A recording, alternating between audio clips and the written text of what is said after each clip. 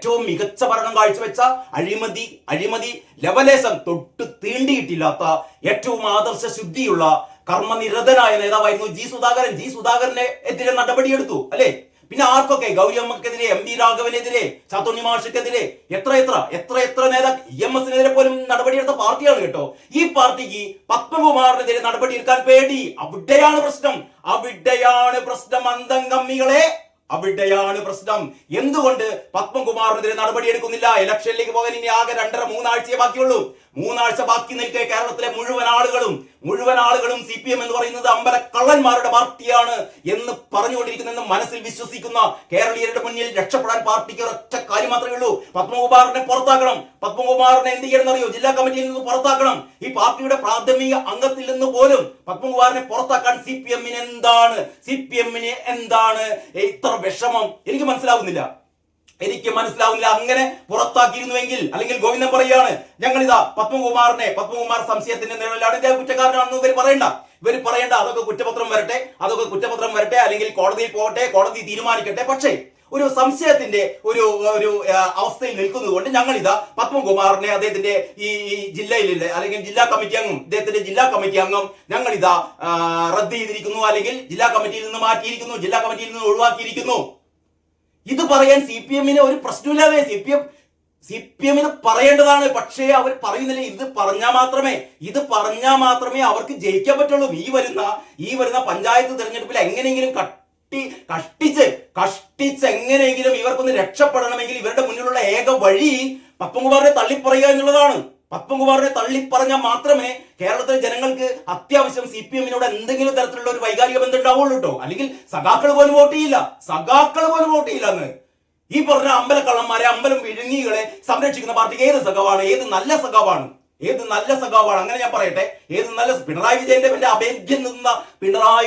അമേദ്യം തിന്നുന്ന അടിമകളെ അല്ല ഞാൻ ഉദ്ദേശിച്ചത് കേട്ടോ. അതല്ലാത്ത ഏത് CPM-ൽ വിശ്വസിക്കുന്ന ആൾക്കാരാണ് ഈ വരുന്ന തെരഞ്ഞെടുപ്പിൽ CPM-ന് വോട്ട് ചെയ്യുക? കാരണം ശബരിമല ശ്രീ ധർമ്മശാസ്താവിന്റെ സ്വർണം മോഷ്ടിക്കാൻ എല്ലാവിധ ഒത്താശകളും ചെയ്തു കൊടുത്ത, അതിൽ എത്രമാത്രം പങ്കുപറ്റിയെന്നൊന്നും നമുക്ക് ഇതുവരെ വെളിപ്പെട്ടിട്ടില്ല. പക്ഷേ ഈ പത്മകുമാർ വളരെ പ്രകടമായി ഈ കൊള്ളക്ക് കൂട്ടുനിന്നു എന്നുള്ളതിന്റെ വ്യക്തമായ വിവരങ്ങൾ നമ്മുടെ മുമ്പിലുണ്ട് കേട്ടോ. അങ്ങനെയുള്ള പത്മകുമാറിനെ തള്ളിപ്പറയാത്ത, അങ്ങനെയുള്ള പത്മകുമാറിനെ ഒഴിവാക്കാത്ത, അങ്ങനെയുള്ള പത്മകുമാറിനെതിരെ നടപടിയെടുക്കാത്ത പാർട്ടിക്ക് ഏത് നല്ല കമ്മ്യൂണിസ്റ്റുകാർ വോട്ട് ചെയ്യും? ആരും വോട്ട് ചെയ്യില്ല. ഇത് പാർട്ടിക്കറിയാം. ഈ EMS-നെതിരെ നടപടിയെടുത്ത, VS അച്യുതാനന്ദനെതിരെ നടപടിയെടുത്ത, ഗൗരിയമ്മയെ പുറത്താക്കിയ, MV രാഘവനെ പുറത്താക്കിയ, ചാത്തുണ്ണി മാഷെ പുറത്താക്കിയ, ഇങ്ങനെയുള്ള ഏറ്റവും വലിയ നേതാക്കളെ മുഴുവൻ നടപടിയെടുത്ത CPM-നെ പത്മകുമാറിനെ തൊടാൻ പേടി. ഈ തെരഞ്ഞെടുപ്പ് പടിവാതിൽക്കൽ എത്തി നിൽക്കുമ്പോൾ പോലും പത്മകുമാറിനെതിരെ നടപടിയെടുത്തില്ല എങ്കിൽ ഇത് പാർട്ടിക്ക് ദോഷകരമാണ്. പാർട്ടി പരാജയത്തിലേക്ക് നീങ്ങുമെന്നൊക്കെ അറിയാവുന്ന CPM പത്മകുമാറിനെ തൊടുന്നില്ല. കാരണം ഒന്നേയുള്ളൂ. കാരണം എന്താണെന്നറിയോ? പത്മകുമാർ വായ തുറന്നാൽ ഇപ്പതാ കസ്റ്റഡിയിൽ വാങ്ങുന്നുണ്ട്. ഇന്ന് മുതൽ കസ്റ്റഡിയിൽ വാങ്ങുകയാണ്, ചോദ്യം ചെയ്തുകൊണ്ടിരിക്കുകയാണ് പത്മകുമാർ വായ തുറന്നാൽ, പത്മകുമാറിനെതിരെ നടപടിയെടുത്താൽ, പത്മകുമാറിനെ ഒറ്റപ്പെടുത്തിയാൽ, പത്മകുമാറിനെതിരെ നടപടിയെടുത്താൽ പത്മകുമാർ വായ തുറക്കും. പത്മകുമാർ വായ തുറന്നാൽ കടകംപള്ളി കുടുങ്ങും, കാരണഭൂതം കുടുങ്ങും. എന്താ സംശയം? ഞാൻ കഴിഞ്ഞ വീഡിയോയിൽ പറഞ്ഞു, പത്മകുമാറിന് ഒറ്റക്ക് ഇങ്ങനെ ഒരു പരിപാടി നടത്താൻ പറ്റില്ല. കാരണം ഇത് കമ്മ്യൂണിസ്റ്റ് മാർക്സിസ്റ്റ് പാർട്ടിയാണ്, ഇത് കോൺഗ്രസ് അല്ല. കോൺഗ്രസ് ആയിരുന്നെങ്കിൽ ഒരു പക്ഷെ അങ്ങനെയൊക്കെ നടക്കുമായിരുന്നിരിക്കാം. കാരണം കോൺഗ്രസിന്റെ ഒരു സംഘടന ദൗർബല്യമൊക്കെ നമുക്ക് അറിയാമല്ലോ. പക്ഷേ CPM അങ്ങനെയല്ല. ഒരു ചെറിയ കരിയില അനങ്ങിയാൽ, ചെറിയൊരു കാറ്റ് വീശിയാൽ, കണ്ണിമയൊന്നനങ്ങിയാൽ CPM അറിയാതെ ഇവിടെ ഒന്നും നടക്കില്ല.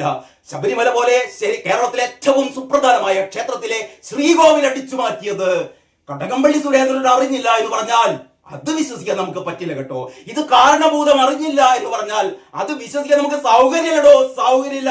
ഇത് കാരണഭൂതം അറിഞ്ഞിട്ടുണ്ട്, ഇത് കടകംപള്ളി അറിഞ്ഞിട്ടുണ്ട്, CPM-ലെ സമുന്നതരായ നേതാക്കളൊക്കെ അറിഞ്ഞിട്ടുണ്ട്. ഇതിന്റെയൊക്കെ പങ്കും ഇവർ പറ്റിയിട്ടുണ്ടാവാം. ആ പേടി കൊണ്ട് പത്മകുമാർ വായ തുറക്കും. പത്മകുമാർ ഞങ്ങൾക്കെതിരെ എന്തെങ്കിലും പറയുന്നുള്ള ഒരു പേടി, ആ ഒറ്റ പേടി കൊണ്ടാണ്, കാരണഭൂതത്തെ സംരക്ഷിക്കാനാണ്, കടകംപള്ളിയെ സംരക്ഷിക്കാനാണ് നമ്മുടെ അപ്പം ഗോവിന്ദൻ ഈ കള്ളത്തരം പറയുന്നത് കേട്ടോ. ഈ കള്ളത്തരമല്ല ഈ ഗോവിന്ദൻ ഈ ഒരു നിലപാട് സ്വീകരിച്ചത്. അതായത് തൽക്കാലം ഞങ്ങൾ ഈ പത്മകുമാറിനെതിരെ നടപടിയെടുക്കുന്നില്ല, ഏതുവരെ കാത്തിരിക്കും, ഞങ്ങൾ കുറ്റപത്രം വരുന്നവരെ കാത്തിരിക്കുമെന്ന് ഗോവിന്ദൻ പറയാൻ കാരണം പാർട്ടി തോറ്റാലും, ഈ വരുന്ന തെരഞ്ഞെടുപ്പിൽ പാർട്ടി തോറ്റാലും, അടുത്ത തെരഞ്ഞെടുപ്പിൽ പാർട്ടി തോറ്റാലും ഞങ്ങളുടെ കാർഡുഭൂതം സംരക്ഷിക്കപ്പെടണം, ഞങ്ങളുടെ മന്ത്രിമാർ സംരക്ഷിക്കപ്പെടണം എന്ന് പറയുന്ന ദുഷ്ടലാക്കാണ് കൂട്ടരെ ഇതിന് പിന്നിൽ എന്ന് മാത്രമാണ് എനിക്ക് നിങ്ങളോട് ഈ ആദ്യത്തെ വീഡിയോയിൽ പറയാനുള്ളത്. അതുകൊണ്ട് വളരെ കൃത്യമായി നമുക്ക് മുന്നിൽ തെളിവുകളുണ്ട്. കള്ളൻ കപ്പലിൽ തന്നെ ഞങ്ങളുടെ കപ്പിത്താൻ അറിയാലോ, കപ്പൽ എന്താ പറയാ, ഇളകുകയില്ല സാർ, ചരിയുകയില്ല സാർ, മുങ്ങുകയില്ല സാർ എന്നൊക്കെ പറഞ്ഞ വീണ ജോർജിന് അറിയാം. വീണ ജോർജ് പോലെ ഇവിടുത്തെ ഓരോ നേതാവിനും അറിയാം ഇതിന്റെ പങ്ക് ആർക്കൊക്കെ ചെന്നിട്ടുണ്ട് എന്നുള്ളത്. പക്ഷേ തുറന്നു പറയാനുള്ള ആംബിയർ ഇല്ല ആർക്കും. കാത്തിരുന്ന് കാണാം സഖാക്കളെ, ഇനി സംഭവിക്കാൻ പോകുന്നത് എന്ത് എന്നുള്ളത്. അടുത്ത മാസം 13-ാം തീയതി ഡിസംബർ 13-ന് നിങ്ങൾ ഞെട്ടിത്തെറിക്കും. കാരണം അന്ന് ജനങ്ങളുടെ വിധി പുറത്തു വരും. കാരണഭൂതത്തിനെതിരായ, ഇത്തരത്തിലുള്ള കൊള്ളക്കെതിരായ വിധി ജനങ്ങൾ പറയും കേട്ടോ, ജനങ്ങൾ പറയും. കോടതി വിധി പറയുന്നതിന് മുമ്പ് കേരളത്തിലെ ജനങ്ങൾ വിധി പറയും. ഈ അമ്പലം വിഴുങ്ങിയവർക്കെതിരായ വിധി 13-ന് ജനങ്ങൾ പറയും. അതുവരെ കാത്തിരിക്കുക കേട്ടോ. എല്ലാവർക്കും നമസ്കാരം. ഇന്നത്തെ വാർത്താ വിശേഷങ്ങളിലേക്ക് സ്വാഗതം. നമുക്കിന്ന് ദേശാഭിമാനി പത്രത്തിൽ നിന്ന് തുടങ്ങാം. ദേശാഭിമാനിയുടെ പ്രധാന തലക്കെട്ട് എന്ന് പറയുന്നത് അടിപതറി UDF എന്നാണ്. അടിപതറി UDF അടിപതറി എന്നാണ് പറയുന്നത്. യഥാർത്ഥത്തിൽ അടിപതറിയത് LDF-നാണ് എന്ന് ഈ നാട്ടിലെ എല്ലാവർക്കും അറിയാം. അറിയാത്തത് സഖാക്കൾക്ക് മാത്രമാണ്. ഇവരിങ്ങനെ അടിപതറി UDF. എന്തൊക്കെയാണ് UDF അടിപതറാനുള്ള കാരണം എന്നറിയോ? വിമതപ്പട. LDF-ന് വിമതപ്പട ഇല്ല കേട്ടോ, LDF-ല് വിമതപ്പട ഇല്ല. വർഗീയ ബന്ധം ആർക്കാണ് കൂടുതൽ എന്ന് കേരളത്തിലെ എല്ലാ വോട്ടർമാർക്കും അറിയാം. അത് LDF-നാണ്. മാങ്കൂട്ടത്തിനെ പറ്റിയിട്ട് ഇപ്പൊ എന്താ സംഭവം? അതായത് മാങ്കൂട്ടത്തിനെതിരെയുള്ള ഈ ലൈംഗിക ആരോപണം 8 നിലയിൽ ഇന്നലെ തന്നെ പൊട്ടിക്കഴിഞ്ഞു. ഒരു പ്രാവശ്യം ചക്ക വീണപ്പം മുയൽ ചത്തു എന്നുള്ളത് കൊണ്ട് എല്ലാ പ്രാവശ്യവും ചക്ക അങ്ങനെ വീഴ്ത്തിയാൽ മുയൽ ചാകില്ല. അതുവരെ അന്തംഗമികൾക്ക് അറിയില്ല. ഏറ്റവും പുതിയ ഒരു റിപ്പോർട്ട് എന്താണെന്നറിയോ? അതായത് CPM ഒരു പ്രത്യേക സൈബർ സെല്ലിനെ രൂപീകരിച്ചിട്ടുണ്ട്. അത്രേ പ്രത്യേക സൈബർ സെൽ എന്ന് പറഞ്ഞാൽ അതിവിപുലമായ ഒരു സൈബർ സെല്ലാണ് കേട്ടോ. തിരുവനന്തപുരം ആസ്ഥാനമായിട്ട് കേരളത്തിലെ ഏറ്റവും പ്രശസ്തരായ കുറെ സൈബർ വിദഗ്ധരെ അല്ലെങ്കിൽ ഈ സോഷ്യൽ മീഡിയ പ്ലാറ്റ്ഫോമുമായി ബന്ധപ്പെട്ട ഒരുപാട് പേരെ അണിചേർത്തിക്കൊണ്ട് അവർ ഒരു രഹസ്യ സൈബർ സെല്ലിന് രൂപം നൽകിയിരിക്കുന്നു. ഇവരുടെ പ്രധാന പരിപാടി എന്ന് പറഞ്ഞാൽ വ്യാജ വാർത്തകൾ സൃഷ്ടിക്കുക, ഈ ലൈംഗിക ആരോപണങ്ങൾ, വ്യാജ ലൈംഗിക ആരോപണങ്ങൾ ഉണ്ടാക്കുക, അത് പ്രചരിപ്പിക്കുക. ഇതിന്റെ ഭാഗമായിട്ടായിരുന്നു രണ്ടാമതും ആ ഒരു രാഹുൽ മാങ്കൂട്ടത്തിനെതിരെ ഒരു പെൺകുട്ടിയുടെ ഈ സംഭാഷണങ്ങൾ പെൺകുട്ടിയുടെ സംഭാഷണങ്ങൾ വീണ്ടും ഒരിക്കൽ കൂടി അത് പ്രചരിപ്പിച്ചതിന്റെ പിന്നിൽ പ്രവർത്തിച്ചത് ഈ സൈബർ സംഘമാണ് അത്രേ. അത് എനിക്ക് കിട്ടിയ ഒരു ലഭ്യമായ റിപ്പോർട്ട് അനുസരിച്ച് ഏതാണ്ട് 4 കോടിയോളം രൂപ പ്രാഥമിക ഘട്ടത്തിൽ ഈ സൈബർ സംഘങ്ങൾക്ക് നൽകിയിട്ടുണ്ട് CPM എന്നാണ് പറയുന്നത്. CPM-ന് പിന്നെ പൈസക്ക് ഒരു പഞ്ഞവുമില്ല. കാരണം അയ്യപ്പനെ മോഷ്ടിച്ച പണം അയ്യപ്പന്റെ ഭണ്ഡാരത്തിൽ നിന്ന് കവർന്നെടുത്ത, അയ്യപ്പന്റെ ശ്രീകോവിലിന്റെ ഭാഗങ്ങൾ എന്താ പറയാ വിൽപ്പന നടത്തിയ, അങ്ങനെ അമ്പലക്കള്ളന്മാരുടെ പാർട്ടിയാണല്ലോ. അമ്പലക്കള്ളന്മാരുടെ പാർട്ടി ആകുമ്പോൾ പിന്നെ പൈസക്ക് പ്രശ്നമൊന്നുമില്ല. പൈസ ഇഷ്ടം പോലെ പ്രശ്നമുണ്ട്. ഈ തെരഞ്ഞെടുപ്പിൽ വാരി കോരി കൊടുക്കുകയാണ്. കാരണം CPM-ന് അറിയാം ഈ വരുന്ന പഞ്ചായത്ത് തിരഞ്ഞെടുപ്പിൽ കഴിഞ്ഞ തവണ ഇവർക്ക് കിട്ടിയ മേധാവിത്വം തകർന്നാൽ അതിന്റെ അർത്ഥം അതിനെ തുടർന്ന് വരുന്ന നിയമസഭാ തെരഞ്ഞെടുപ്പിൽ CPM ഇല്ലാതാകും. CPM-ന് കെട്ടിവെച്ച പൈസ പോലും കിട്ടില്ല എന്നുള്ളതാണ് അതിന്റെ ഒരു സൂചന. നമുക്ക് ഏതിൽ നിന്ന് കിട്ടും? ഈ വരാൻ പോകുന്ന പഞ്ചായത്ത് തെരഞ്ഞെടുപ്പിൽ നിന്ന് കിട്ടും. അപ്പൊ എങ്ങനെയെങ്കിലും പഞ്ചായത്ത് തെരഞ്ഞെടുപ്പിൽ ജയിക്കുക എന്നുള്ളതാണ് CPM-ന്റെ മുന്നിലുള്ള ഏറ്റവും പ്രധാനപ്പെട്ട ഒരു ലക്ഷ്യം എന്ന് പറയുന്നത് കേട്ടോ.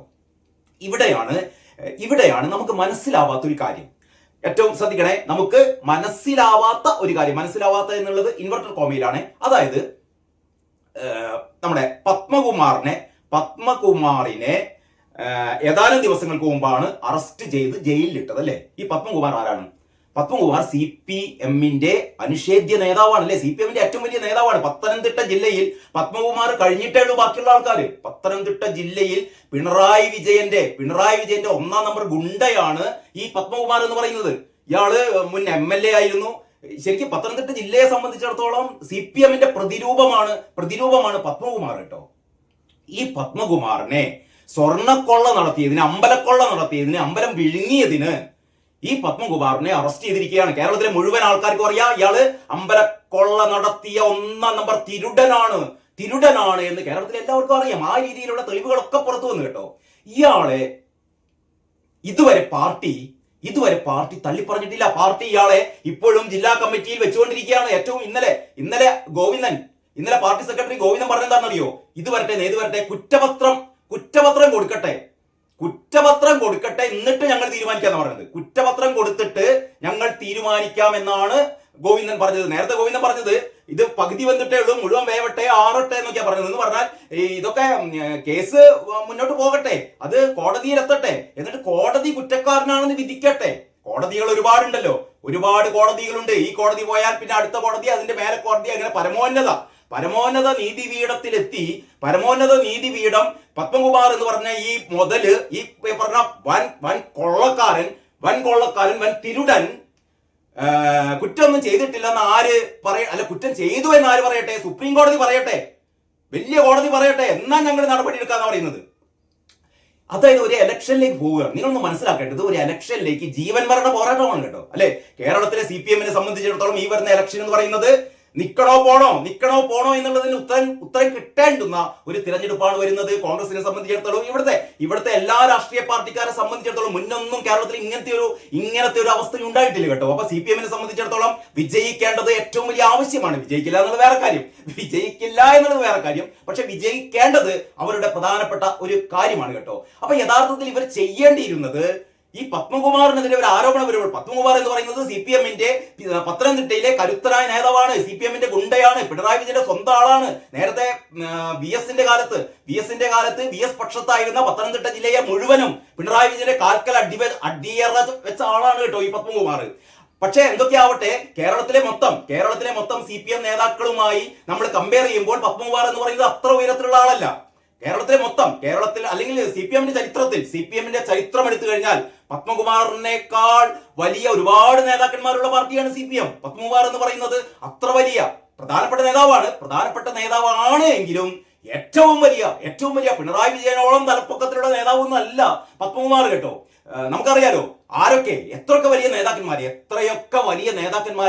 പാർട്ടിയിൽ നിന്ന് പുറത്താക്കിയതാണ്, പാർട്ടിയിൽ നിന്ന് സസ്പെൻഡ് ചെയ്തതാണ്, പാർട്ടിയിൽ നിന്ന് നടപടി ഏറ്റുവാങ്ങിയവരാണ് അല്ലേ? ഈ സമീപകാല ചരിത്രം എടുത്തു കഴിഞ്ഞാൽ ജി സുധാകരൻ അല്ലേ, നമ്മുടെ സമീപകാലത്ത്, അല്ലെങ്കിൽ ഈ CPM-ന്റെ നേതൃത്വത്തിലുള്ള ഈ ഭരണത്തിൽ ഏറ്റവും മികച്ച ഭരണം കാഴ്ചവെച്ച, അഴിമതി ലവലേശം തൊട്ട് തീണ്ടിയിട്ടില്ലാത്ത, ഏറ്റവും ആദർശ ശുദ്ധിയുള്ള കർമ്മനിരതനായ നേതാവായിരുന്നു ജി സുധാകരനെ എതിരെ നടപടിയെടുത്തു അല്ലെ?